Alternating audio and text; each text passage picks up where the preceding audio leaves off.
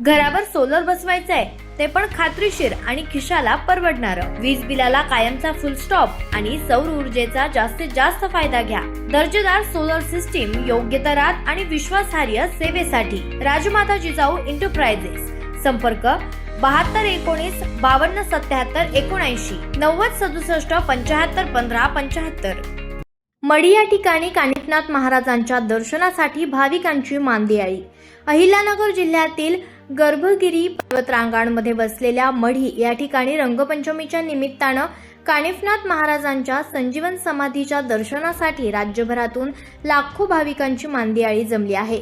होळीपासून सुरू होणारी ही यात्रा रंगपंचमीपर्यंत मोठ्या उत्साहात पार पडते. या काळात महाराष्ट्रासह विविध राज्यांतून नाथ भक्त मोठ्या संख्येनं मढीकडे येतात. मढी हे ठिकाण कानिफनाथ महाराजांच्या संजीवन समाधीमुळे महाराष्ट्रभर प्रसिद्ध आहे.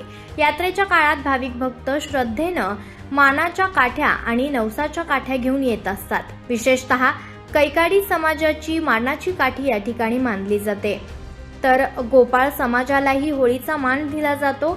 विविध भटक्या समाजांचे मोठ्या प्रमाणावर आगमन होत असल्यानं मढीला भटक्यांची पंढरी असंही म्हटलं जातं. यात्रेदरम्यान नाथ भक्त समाधी स्थळाजवळ रेवड्या आणि गुळाचा मलिदा अर्पण करून दर्शन घेतात. दरवर्षी या यात्रेत अंदाजे 20 ते 25 लाख भाविक दर्शनासाठी येतात. यात्रेचे मुख्य आकर्षण म्हणजे येथे भरणारा पारंपरिक गाढवांचा बाजार होय, जो दूरदूरपर्यंत प्रसिद्ध आहे. ही यात्रा होळीपासून सुरू होऊन गुढीपाडव्यापर्यंत सुरू राहते. यात्रेचे सुरळीत आयोजन व्हावे यासाठी मंदिर ट्रस्ट, ग्रामपंचायत, पोलीस प्रशासन तसेच महसूल प्रशासन यांच्या वतीनं योग्य नियोजन करण्यात आलेलं आहे. त्यामुळे यात्रेला येणाऱ्या भाविकांना योग्य सोयीसुविधा उपलब्ध करून देण्याचा प्रयत्न केला जात आहे. आवाज जनतेसाठी शिवलिंग सोनटक्के, शेवगाव.